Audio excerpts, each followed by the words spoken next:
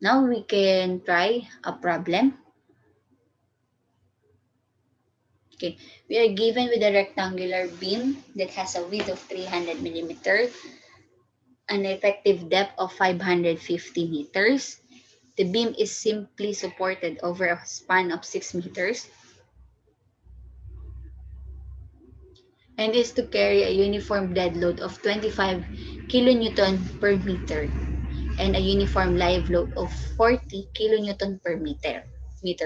So assume that this compressive strength of concrete is 21 megapascals and Fy is 312 megapascals. So we are asked to place compression reinforcement if necessary. So at the depth of 80 millimeter from the outermost compression of concrete. So what is asked for us is to solve for the maximum tension steel area. So this is AS max. Then the required, the AS actual, and the number of bars. That is what is asked. So these are the givens.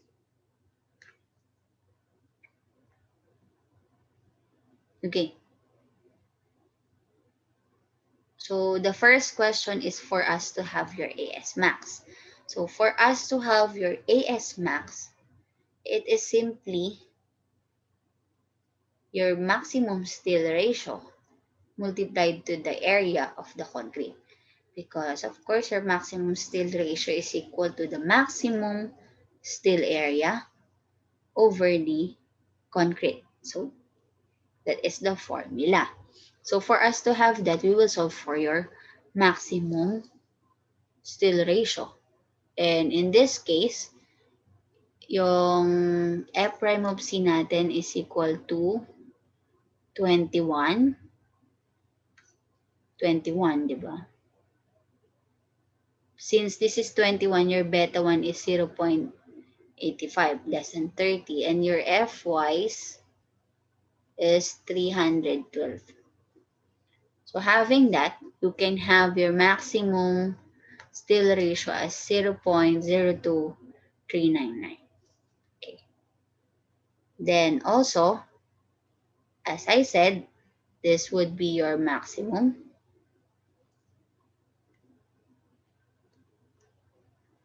Your B is 300 and your D is 550. Okay. Then your B is 300 and your D is 550. So your maximum steel ratio is 3,960. So as easy as that. So for the actual, we will solve for the actual loadings. Okay. In this slide, I use 2001, which has 1.4 and 1.7. But you could also try solving with 1.6 and 1.2 and 1.6. So that is the load, total load. So this is 1.2. Our dead load, I think, dead load is 25, live load is 40. 1.2 of 25. Sorry, I used 1.4 pala. 25 plus 1.7 of 40. This is your ultimate loads. Then you will have your moment. Yung moment natin, since sabi niya, simply supported. So your moment is your simply WL squared over 8. And hope you are all familiar with that.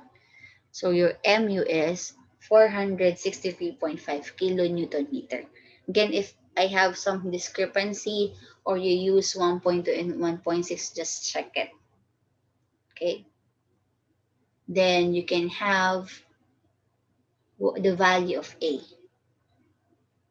Okay, using this formula, but this formula actually came from this one.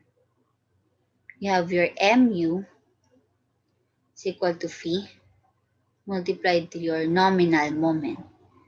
And your nominal moment, you can only use your compression side, which is 0.85 F prime of C of your AB times D minus A over 2. So, ito yung formula na yan. Dito yan ang galing. Actually, ito, dito to nanggaling. Dito. So, you could also use this to solve for the value of A. For this problem, the value of A is 218.101. First is for investigation, dapat yung A natin mas mababa to sa D. This should be less than D. But since your D is equal to 550, so medyo pasok siya. Kasi pag ito lumagpas ng D, hindi man pwede na more than pa sa concrete natin yung compression block natin. That is not possible. Okay, so we will test whether your steel is yielding or not by having your Fs.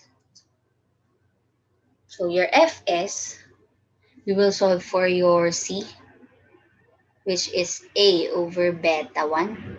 Again, your beta 1 is equal to 0.85. Then your A is 218. And then your C is 256. Then solve for the value of Fs. Again, your Fs, though the value is there already, 600 D minus C over C. So, palit nyo lang yung C dito. D is 550 and you will have your Fs. And obviously, since your Fy is 312, I think now this is 312. This is definitely, Fs is definitely greater than your Fy. So, this is a singly reinforced beam. Okay. So, now we will solve for your AS using this formula. And your AS is equal to 3,743.382. You can also use the formula AS, Fy, tension is equal to compression. Yeah. Kasi you have your A na already, your F prime of C, your B, and your Fy, we knew that it is yielding, so we will use your given Fy. So any of the two, you can use this one using your moment and using your tension is equal to compression. And it should be equal. Then, since that is AS, so ito na yung AS natin na to, area of 1 bar, ang sabi niya ay we are using 25. So, your N is equal to 7.83.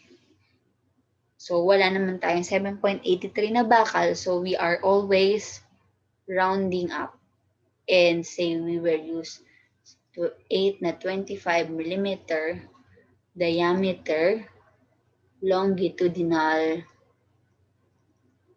bars.